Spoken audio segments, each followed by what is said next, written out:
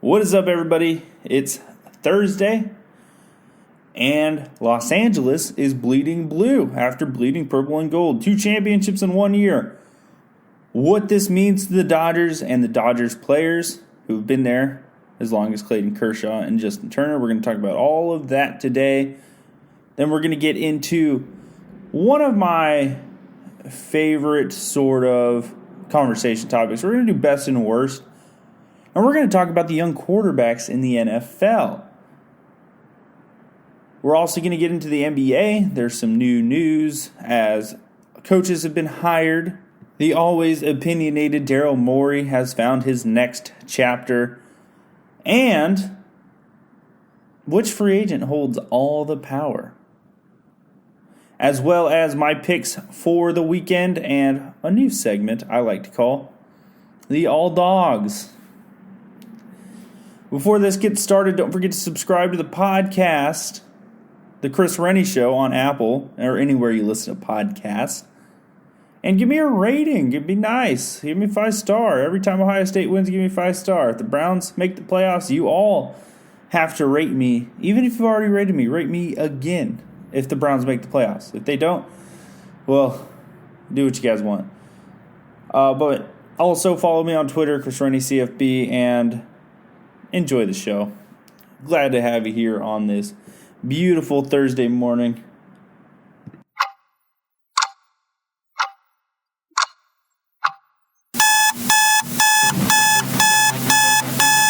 I can't do this anymore. What's this guy saying? Who gave these national radio hosts these jobs? Jeez. Can't even understand that guy. What's he even talking about? I can't take it anymore. Those national media personalities making you feel like that. Make a change. Listen to this idiot about the sports that matter from the opinion that matters. Haha, you said it, not me. Now for today's takes from the most opinionated host in sports talk.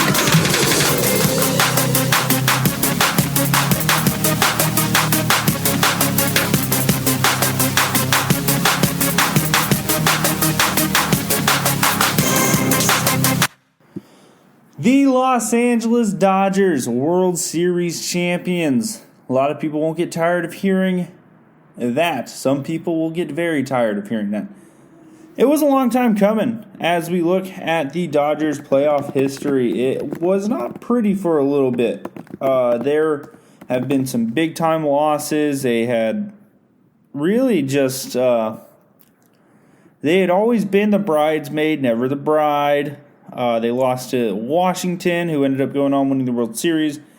Lost in the World Series to the Red Sox. Lost to the Astros in the World Series. Lost to the Cubs in the NLCS. Lost to the Mets in the Divisional Series. Lost to the Cardinals in the Divisional Series. Lost the NLCS to the Cardinals, and that has been their 2010s. So it's been a rough ride. It's been a long time coming. I mean, as much as they spend a lot of money, and usually in my eyes that means the championship's a little less deserved. I think the Dodgers deserve this one over their 7-8 years of pain. It's been since, 1988, Dodgers fans? Correct me if I'm wrong. But it really was a game, and I know a lot of people are like, 60-game season, weird different playoffs. I really do think these playoffs were more challenging and had more opportunities to slip up than any playoff in history before for a number 1 seed. Their run to the playoff to the end was they had to play in the wild card round. That doesn't happen with 1 seed. That's one more set of games to where you can fall and falter. They won the wild card series pretty easily, 2-0 handed. Short sweep. I guess we'll count that as a sweep. NL Division Series, they get the hottest young team in baseball, the Fernando Tatis, Manny Machado led Padres, took care of business, swept them. left no doubt who the elite team in the MLB West, NL West was. And in the NL Championship Series, the high-power, high-swinging, hard-hitting Braves gave the Dodgers everything they could handle. But the bats showed up for the Dodgers, and so did the pitching in the end. And they moved on to the World Series against the Tampa Bay Rays. And the Tampa Bay Rays, as an Indians fan, sort of represented the little guy to me. And when the series first started, I was in no doubt kind of like, all right, we're going to root for the small market team, Tampa Bay. You know, they're coming off a championship in hockey. There will be 2 championships for this city that doesn't really have great sports. And that would have honestly probably put the opportunity to 3 championships for them, because I'm really liking what the Bucks are doing. But that's a story for another day. Obviously, football guy, so football-minded at all times. But the Dodgers, you know, when you look at their postseason, it was a legitimate one. And when you look at their regular season, they went wire to wire. There was never any question or doubt, besides obviously your little playoff like gut feelings where you kind of feel like, oh my God, this is where we're going to blow it again. You know, and I understand that quite a bit as a sports fan. You know, when we were playing the Warriors, us Cavs fans were very, very nervous, very, very uneasy at all times. So even when things were going good, we all thought the inevitable might happen, and that made it that much tougher. But we believed, and it's what rewards a sports fan for following. And you know, every once in a while, you get that team that has the dynasty. That is when it becomes a little spoiled. That's why people hate Patriots fans. That's why people hate Warriors fans for the most part. It's annoying. And the Dodgers, they have a lot of what it's going to take to create a lasting dynasty. I think they finally got over the hump. I know Kershaw's getting a little bit on the older side, on the wrong side of 30, but they have great young pitchers in Julio Urias, and there is a lot of young talent. Bellinger's an MVP. Mookie Betts under contract for some time now. You got one of the best hitting shortstops in the league in Corey Seager. I know Justin Turner's also getting up there in age. You really don't have that great of hitting down behind the plate. But when you look at the outfield, when you look at the middle infielders, when you look at first base, you've got a really good future while already having a very legitimate present when you're the Los Angeles Dodgers. It's time to celebrate. I think I saw a video last night, and people are going crazy. You know, they did what Justin Turner did. They said, you know what, screw COVID. We just won a World Series. Let's get after it. This thing ain't real. We're champions. And I think as poor as that mindset is, when you're talking about Justin Turner, a lot of people were reporting that the test was inconclusive. Number one, all right, this is my first issue with the Justin Turner situation. You're testing these players, all right, and the testing happened at some point in the day, and it's supposed to be rapid, but the test results didn't come back until like the 3rd inning of the game that night. When did they test these guys? That's my biggest question. Was the lab too far away? Was the communication poor? Did they want to wait until the game to start to pull the guy? Were the Rays involved? No, the Rays weren't involved. That's a joke. But really, it's probably the first thing I wanted to talk about because it is just part of the strange 2020 we're living in, and it really does kind of just highlight everything we did this year, doesn't it? You know, yes. He did technically test positive. The test was then seen as inconclusive. I don't know where it's at now, but if the test is inconclusive, then what's the point? I say yes. The MLB says Justin Turner refused to stay off the field after Dodgers win. You know what? The season's over, all right? Yes, they're young, most of them. Justin Turner's on the older side of it. But the amount of athletes who've been affected weren't really affected by the virus itself. They were affected by the time off from the virus that was needed to recover and get back. All right, that's why Kendrick Nunn struggled in the NBA. It wasn't the virus itself having negative implications. We've learned that now with all the heart scans of athletes that have shown that they're with minor and to no symptoms, there's no harm being done to the heart. And we could have just predicted that. But, with an unpredictable new SARS virus, it's something you want to take the precautions about. I think, realistically, Justin Turner is not going to cause any adverse harm to everybody else. If everyone else tests positive to COVID-19 tomorrow, they're going to take their 14 days. They're all going to hang out anyways. And they're going to bubble themselves up to party and enjoy themselves near a beach somewhere. And drink Coronas and Budweisers. And they're going to play beer pong and flip cup. And they're going to have the World Series trophy next to them. And they're all going to celebrate as they are monitored medically. Okay? That's what's going to happen. All right? Let's not get all up in arms. These guys have been... It's in a way, it's kind of the MLB's fault to begin with. They had these guys traveling around. They had these guys moving from city to city. And even without having fans in the stands, you start creating a little bit of a risk. Justin Turner could have ran into the one fan who was allowed into a game that had the coronavirus, all right?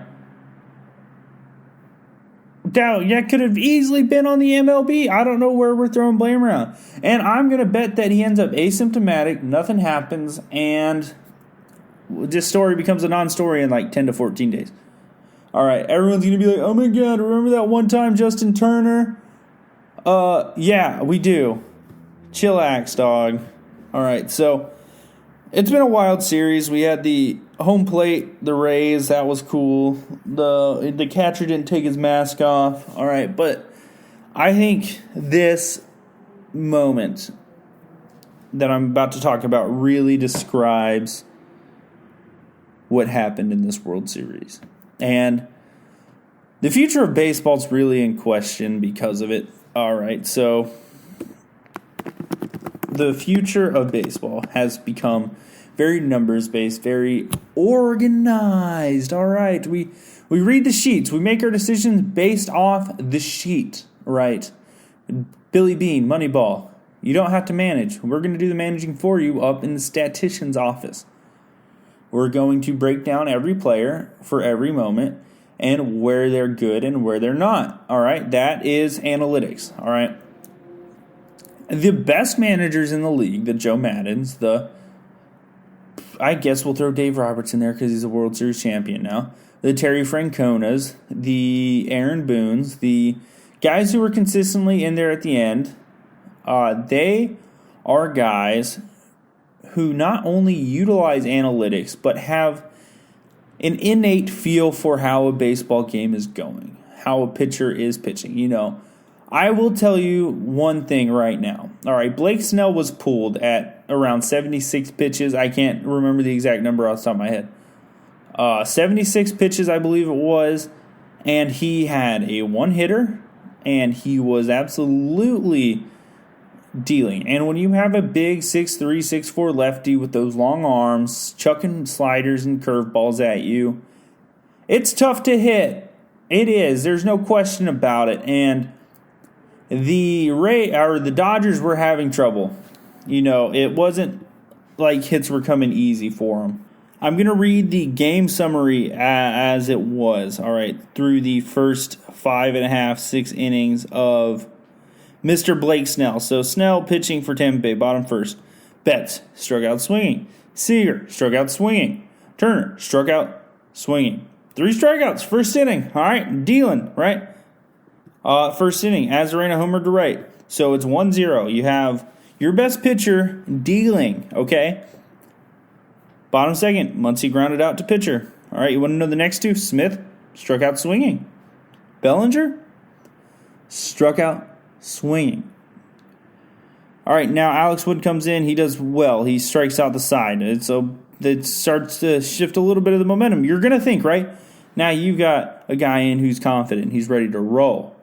All right, well, Taylor finally breaks up the no-hitter he had going, all right? Taylor singled to center, all right? Pollock lines out to third. Barnes grounded out to third. And then Mookie Betts strikes out.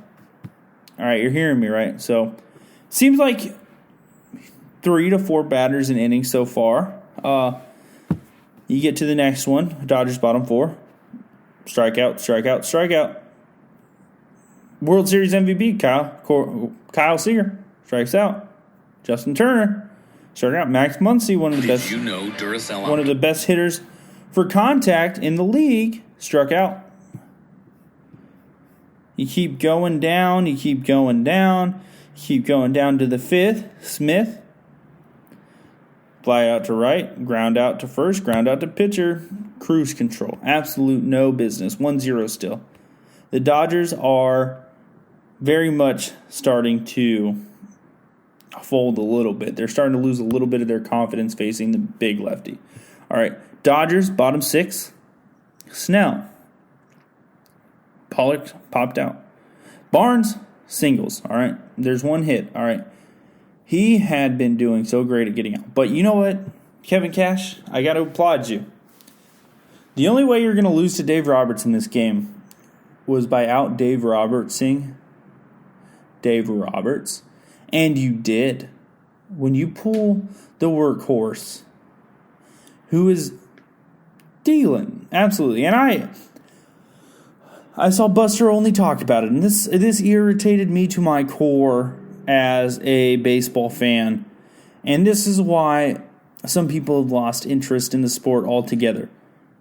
You have one of the best pitchers in baseball, a Cy Young candidate year in and year out, a guy who is elite. He has an elite first pitch, an elite second pitch, an elite third pitch, and a good fourth pitch. All right. He has the stuff. He's at 76 pitches. You know, back in elementary school, 9, 10 years old, if we were playing in a big game and our best pitcher was at 60 and we needed one more inning out of him, we'd throw him out there, 75. No, he wouldn't pitch again that weekend. We need the win. You're in the World Series, Kevin Cash, and you're going to look at a sheet of paper that works in June, in July. It works then. And you're going to see, all right, Blake Snell, one of the best athletes. And this is one of the most common conversations about sports. And it's the zone. The zone these professional athletes are able to get in when they get there. And the ability to stay in it. 75 pitches, man. 100, 115? World Series? I'm letting the guy roll. He's got a 1-0 lead. He's pitching for his life. This is the difference between, he could have been a legend forever if you left him in, Kevin Cash. You took that opportunity away from him. Not only that, but you took away the best chance you had at winning. The Dodgers were struggling to hit him. Then, you want to know what happens? You want to know what happens next? I think the Dodgers fans remember what happened next, but I'm going to remind the Rays fans and every other baseball fan what happened next, right after Mr. Anderson comes in for relief of Blake Snell. Mookie Betts, double to left, Barnes to third. Anderson gets flustered.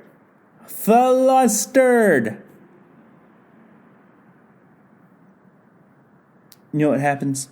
Anderson throws a wild pitch. 1-1. Mookie Betts might hit the double. All right.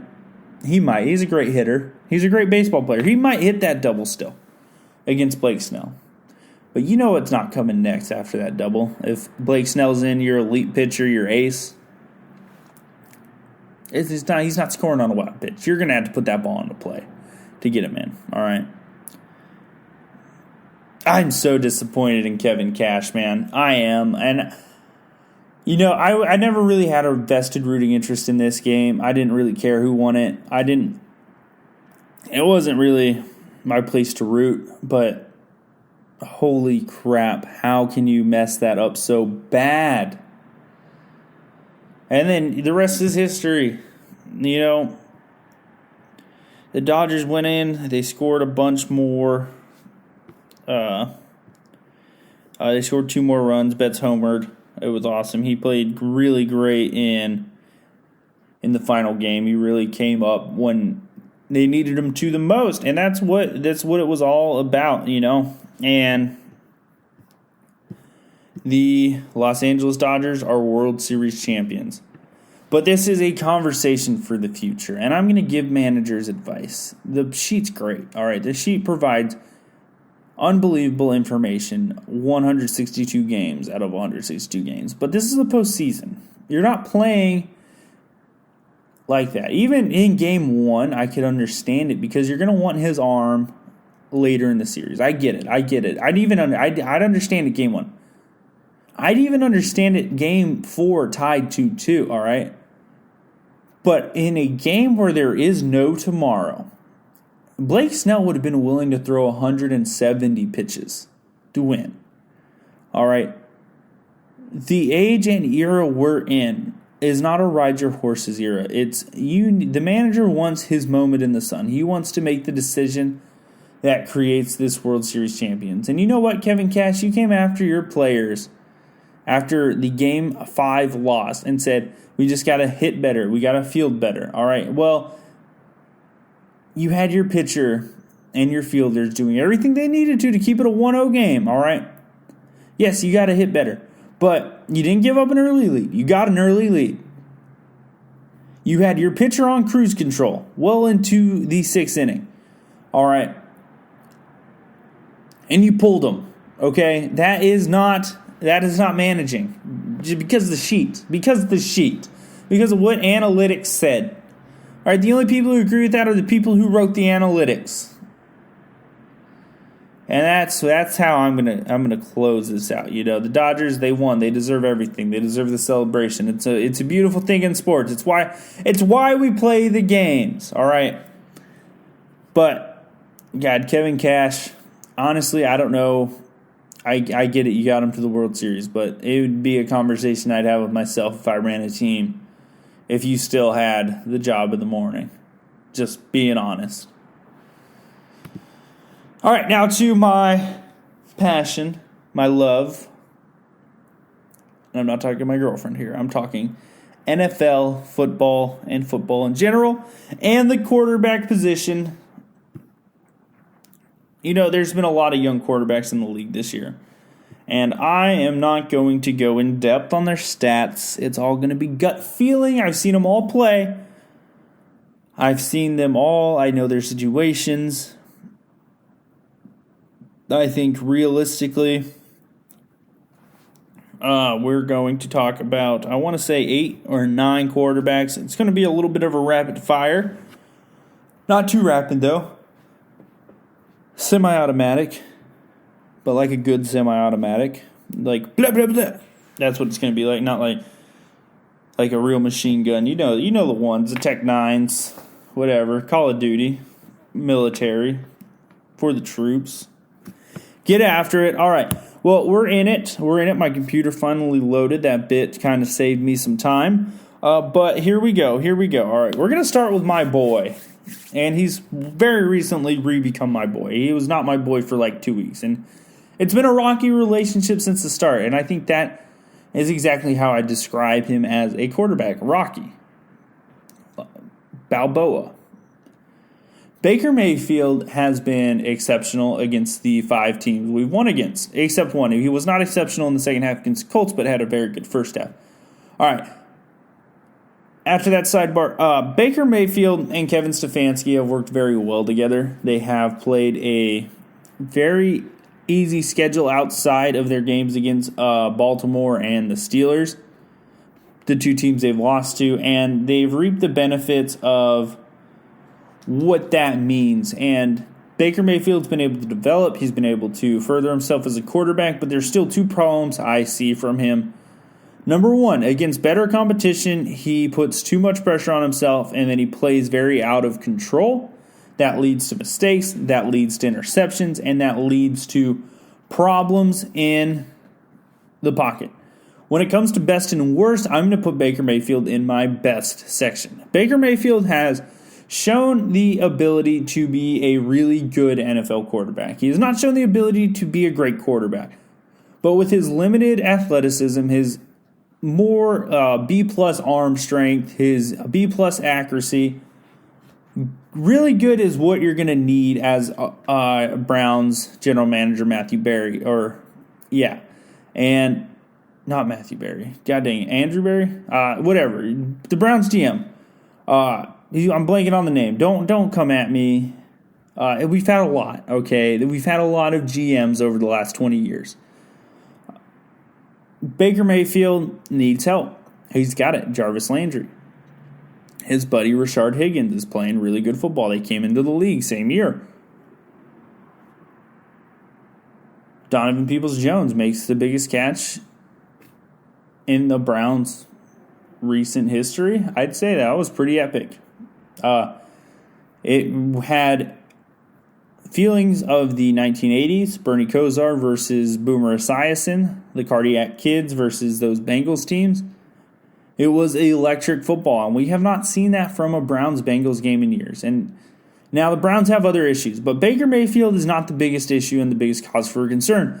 And at this point in the season, if I said Baker Mayfield led us to 5-2, I'd say you're kidding me. We'd be 3-4, and we'd have the easiest schedule ahead of us, and we'd be fighting for the playoffs.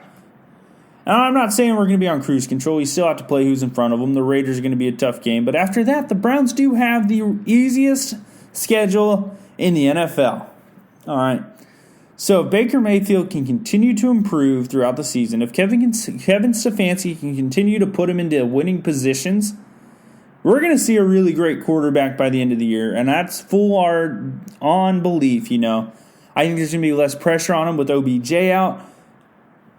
Not going to have to force him the ball. I think Baker Mayfield, outside chance of being a Pro Bowler. So there's a lot of good things for Baker Mayfield. All right. And he's in my best category. Now we're going to go into my worst category. Okay. And this guy, he's on a little bit of the older side for the young quarterbacks. But I'd still argue he's on the young side. There's three in this category. And I'm going to talk about the first worst. All right, Carson Wentz. I know he has his challenges with his receivers. I know he has his challenge with an inconsistent running game. I know he has the challenges with the offensive line. But number one, you're in the easiest division in football. Number two, you have Doug Peterson as your coach and your offensive play caller. And he is a very clever and creative football mind. The schedule you've played has not been very challenging, and as a whole, the Eagles should be good. When you look at their schedule, they tied the Bengals. All right, that is we're starting there. Okay. They beat the 49ers by 5. All right, the 49ers, they were struggling a little early. They got beat by the Steelers.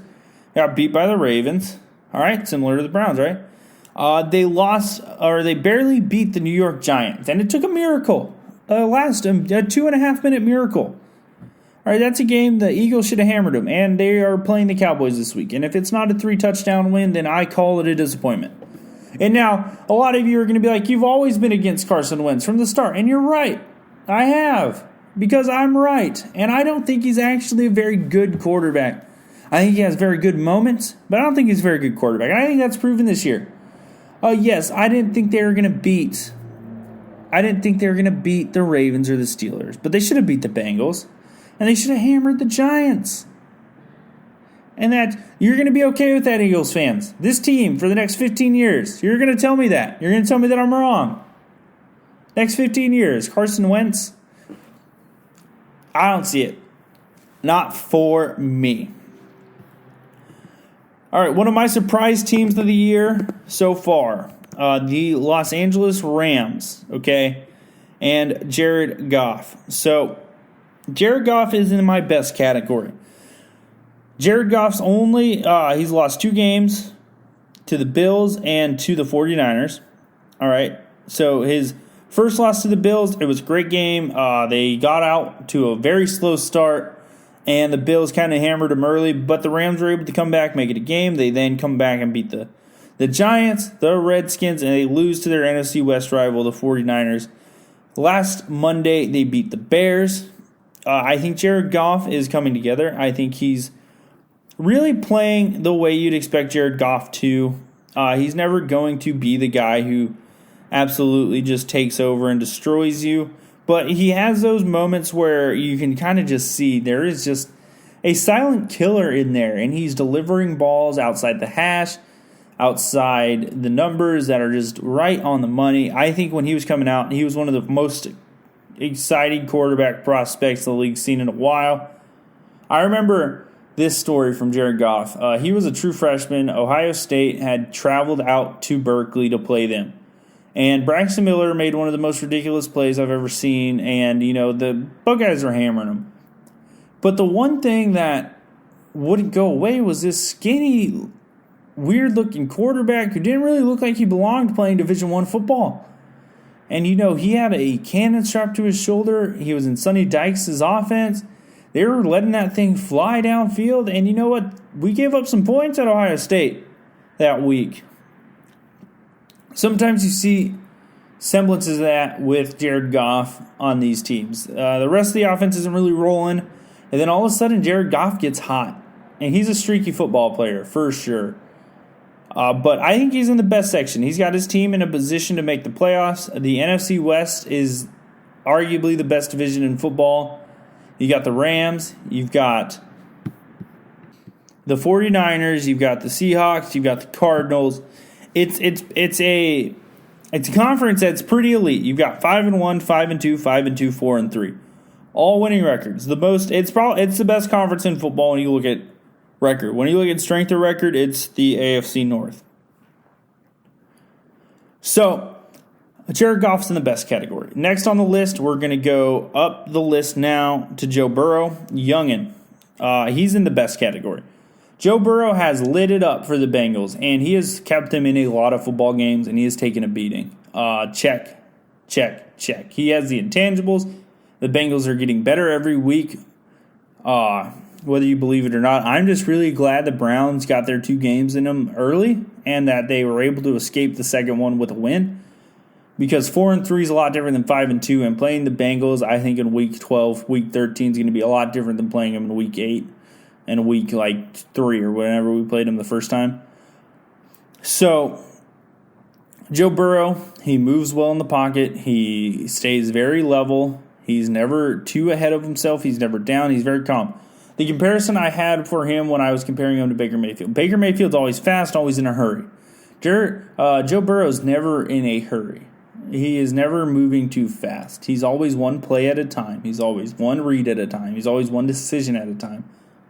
And when I say that, it's not saying he makes the decision slow. It's not saying he's late to make throws. He's just very collected, and he understands the way the offense is moving, and he's not rushing the development of the play. And that is a key for young quarterbacks. And I think when you look at some of the quarterbacks who struggle a little bit, the Josh Allens, the Sam Darnolds, the Drew Locks, the Jimmy Garoppolos, the Carson Wentzes, they get in a hurry, and they're not relaxed, and they're not waiting for the progression. They're not moving in the pocket, trusting their internal clock, and understanding that there's going to be windows that are going to get these receivers open.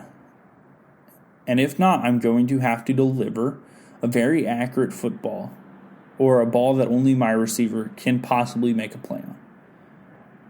Joe Burrow's mastered that already. Now he just needs to get better at it. All right, he needs to improve upon those little things.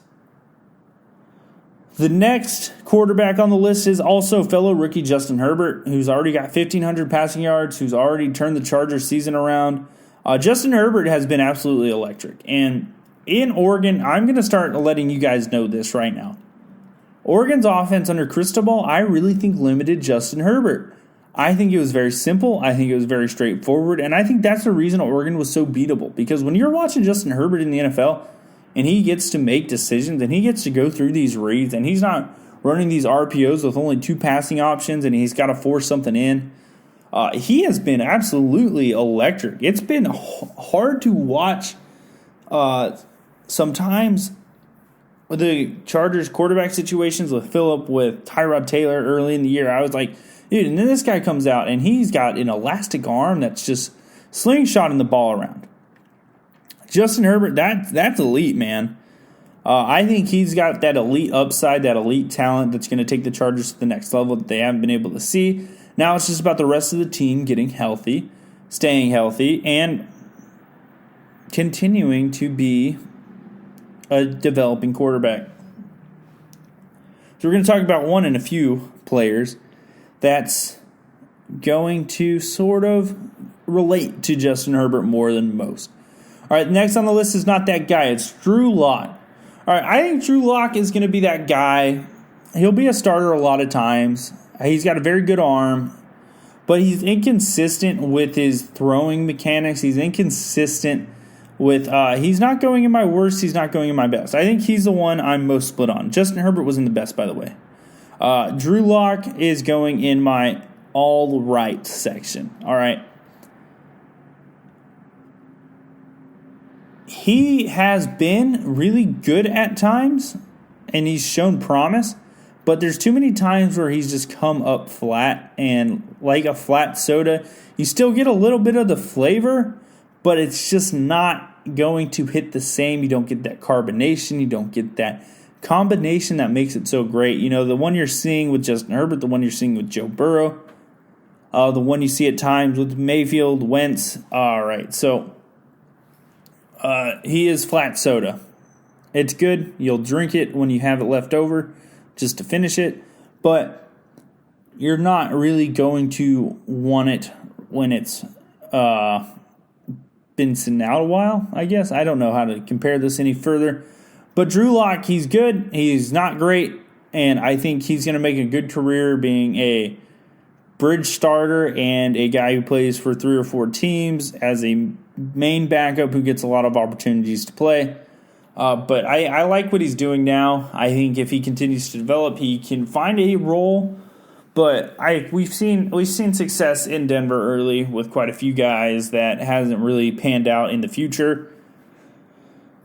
So we'll see. He's my only quarterback I'm split on. All right, Lamar Jackson. All right, the Ravens have been great this year. The Ravens as a team are very good. But if you're going to win the NFC or the AFC North this year, you need to be more than really good. If you're going to win the Super Bowl, you're going to have to be more than really good. All right, and they've played a relatively challenging schedule so far. But it's also, you played the Browns in the first game. You really didn't know what you were going to get with the Browns. It was their first week of the season, first week of the new coach. You're going to hammer them, all right? You played the Texans. We all know what's going on with the Texans. It's not good. Deshaun Watson, best. And I didn't include him because he really has no chance this year. Chiefs, you're probably not going to win that game right now, Ravens. And I'm going to get into why next. The Ravens beat the Washington football team 31-17. The Bengals, they hammered. So they hammered the 2 bottom feeders of the AFC North, and then they beat the Eagles. All right, so now the Ravens do have some kinks they need to work out defensively. That's a whole different story for a whole different time. But they also have Lamar Jackson, and he has been really elite against the teams, the Browns, the Texans, the Washington football team, the Bengals, and the Eagles. But the teams he wasn't elite against, the one team was the Chiefs. And they got the Steelers this weekend, and we are going to learn a lot about Lamar Jackson. Right now, he's in my worst category. Not because he's terrible, because he hasn't really shown the growth the Ravens needed for him to take the next step. And you want to know the biggest challenge with that is by playing to his skill set, you never really made him develop outside of his skill set, which is a huge key for improvement as a quarterback. You never really forced him to do things he wasn't comfortable with. And that is a recipe for disaster. Short term, maybe not long term. You can kind of build on top of it. But all those poor habits that he had in college, once he got comfortable, are going to start beginning to come back. And that's going to lead to challenges in games against better teams who are able to get after the quarterback. I thought the Ravens in the second half against the Chiefs showed what they can be. But I thought it was a little too late, and that's why he's in my worst category right now. Next on the worst list, we've got Sam Darnold, not his fault. Terrible situation. Don't even really need to get into it. We all know it. I don't know what his career is going to be moving forward. I think he got drafted to the worst situation in NFL history. I think he's a guy who needs stability because his play style isn't really stable. And I think he's been screwed over. Josh Allen, same boat. Lamar Jackson, worst category. And then Jimmy G, you're always going to be in my best category, but it's been a struggle this year, hasn't it? But I think he'll bounce back. I think he bounced back last week. I think we're going to see an improvement from him. And I think that's going to be my best, worst NFL QBs. We didn't talk Deshaun Watson. We didn't talk Tua because Tua hasn't played yet. What is Tua going to bring? I think he's going to be good. I think we're going to see a very electric Dolphins offense this week. That's what I'm hoping for. And Deshaun Watson, I am so sorry, bro. Good luck. All right, to close out the show, we're going to do a quick NBA whip around. It's been a while since I talked basketball, but we've got some big news. All right, the first big move in the NBA for my NBA whip around. Steven Silas to the Rockets. All right. Steven Silas has been an assistant for the Mavs the past 2 years. He's been one of those longtime assistants in the NBA. What is he going to bring that makes the NBA Rockets, the Houston Rockets, a better basketball team? He's still going to be having to coach James Harden and Russ, who are high-volume shooters, high-volume basketball players. What is he really going to be able to change? One of the biggest reasons the Rockets were struggling for so long is due to their lack of ability to change as Russ came, as Harden came. They wanted to continue to be that fast-paced offense.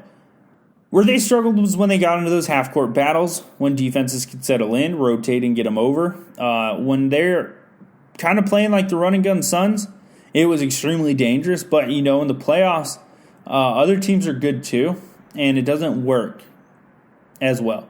So when you're playing the best four teams in conferences, they are going to be able to control tempo, control possession, and that's going to be one of the biggest challenges Steven Silas has to bring, is bringing a defensive intensity that isn't really known in Houston. I think, they haven't played with the center for multiple years. I think that provides an interesting set of challenges for Steven Silas coming in. Will this team get better with Steven Silas? I don't know. I don't think so. Will this team get worse with Steven Silas? I don't know. I don't think so. I think this Rockets team has plateaued. So I will see what he brings from coaching in the Rick Carlisle tree. And this is one thing Rick Carlisle does so well. He has a level of discipline and respect from the players. He is a player's coach, and he is trusted by his players. If Steven Silas can bring that to the Rockets, the little bit of changes he can make throughout the year that'll make the Rockets better will be trusted.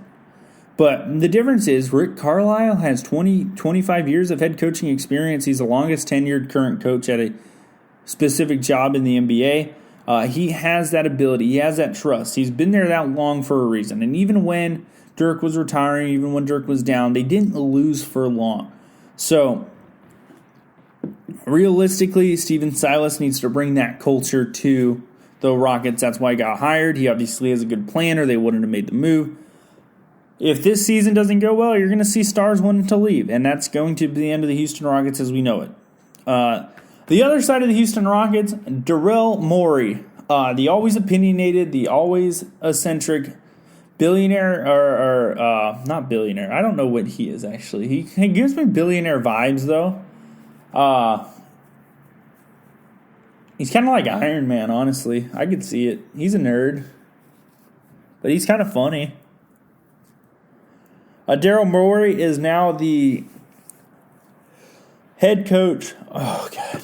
I'm tired. The general manager of the Philadelphia 76ers. I don't really like the fit of the current roster and Daryl Morey's mindset with the analytics and all that. In Houston, it worked because your best player was an elite three-point shooter. The two best players in Philadelphia aren't elite shooters, I guess, would be a nice way to put it. Joel Embiid's not an elite three-point shooter. He can shoot threes, but he's not elite. He's confident, but he's not elite. Ben Simmons, very anti-analytics. He gets to the line a lot. He gets a lot of points and easy buckets in the paint. Great in transition, but until he can start consistently knocking down the three, he is going to be one of the lower-rated analytic players in the NBA. He has a lot of positives with the assists, but even when you go back to like analytic teams like the Suns, I mean, Steve Nash could still hit a three every once in a while, even more so when he wanted to. But yeah, I really do think that moving forward, Daryl Morey is going to make a lot of changes. The process has been trusted. The results are now needed. Can Daryl Morey make the process of results? I'm looking at the rest of the landscape of the NBA, and right now in the Eastern Conference, the Philadelphia Sixers are right there. Can they get past LeBron James? Could they get past the Warriors? Could they get past the elite teams in the West? I still don't think so. Can they get past the Celtics even? It's going to be a challenge. Can they get past the Heat if the Heat retain most of their roster? Once again, don't think so. I think they are third fiddle right now at best. I think the Raptors are still ahead of them just a little bit. So there's a lot of question marks Daryl Morey has to solve, and we're going to see if he's able to do it, and that's going to really decide the future of the Houston Rockets. All right, so today I'm starting a segment, and it's going to be a big return on investment segment. Now, I'm not an investor. I'm not talking stocks, all right? So using my bookie, the betting app, the betting website tool, I've been recommended to start doing a little betting on my show. And I came up with a fun category because I love rooting for underdogs. I think America loves rooting for underdogs. And after this, I'm going to have to start getting ready for work. But you heard that paper. All right, this is, Barstool does they can't lose parlay. This one is going to lose a lot, all right? And that shouldn't stop you from placing it, all right? So when we're talking betting, what's the one thing most people want? A huge return on investment. Yes, there's going to be the strategic gamblers who have these automatics, these winners, these spreadsheets that put in 1,000 different whatever. I don't care. I don't care about those. I care about having fun. All right, and having fun means watching football games I've never would have watched before, and having fun means betting on underdogs. All right, so this is the All Dawgs Parlay. It's 10 teams. You don't have to play all 10, but if you play all 10, I'm going to read you the stats after I read you the teams. All right, first bet you got to make: South Alabama plus 5.5. Don't know who they're playing. Don't care. Fresno plus 2. Don't know who they're playing. Don't care. Florida International plus 2. Plus 23. All right, well, we're still taking it. It doesn't matter. Who cares? Just read the sheet. Just take the bets and then go watch and have fun against their mystery opponents. East Carolina plus 17.5. All right, we got Hawaii minus 1.5. Whatever. We got one favorite. My boy, Derek Thomas. Shout out to him. He's playing tight end now. He'll get after it this weekend. He's going to win the bet. We need a one that we think is going to win, right? UTSA plus 6.5. Bet them. BC playing Clemson plus 31.5. I'm taking Halfley, Ohio State connection. Georgia State plus 3. We're going to see a weird offense. You're going to see a very clever offense. It's going to be interesting to watch. Illinois plus 7. They're playing their Big Ten opponent. I don't know. I don't know. They're playing Purdue, I think. That's one all right, that could be one we lose it on. And then Arkansas State minus 2.5. All right. So a lot of these bets, 8 of them underdogs. 2 of them are pretty much toss-up even bets where I just pick the team I like more. 10-team parlay. All right. You want to know what $5 would pay on this bad boy? $3,143.84. All right. You throw $5 at it this week. What's the worst that can happen? What are you going to do? Not buy one more coffee? Okay. Don't buy another coffee. You pay a down payment on a car with this. You pay a down payment on a house with this. I don't know how big the house is. I don't know how much you have to put down on a house. I'm not that old yet. I never asked. $50. You want to know what $50 makes? $31,438.36. Okay, you got to cancel YouTube TV for a week to make it back. All right, so what? So what? You don't need to watch TV. You got 6 other streaming services. You got Netflix. You got HBO Now. Catch up on some classics. Watch some movies. If you're working full time, you only have 3 or 4 hours at home anyways. And then next weekend you buy YouTube TV again and you take the next one and you just do $5. It's okay. All right. But if you're going to bet to get to 3,000, $5 at a time, all right? It would take 600 bets, all right? Now, there's 600 weekends. That's 30 years. Wait, no. Yeah, no, right? That's 30 years, right? 600. Nope, that's 5. Not a math guy, but it's a long time. You have a long time. It's either it'll catch up. 52 weeks in a year, 52 times. No, that 30 would be 6,000. You're right. All right, so it'd be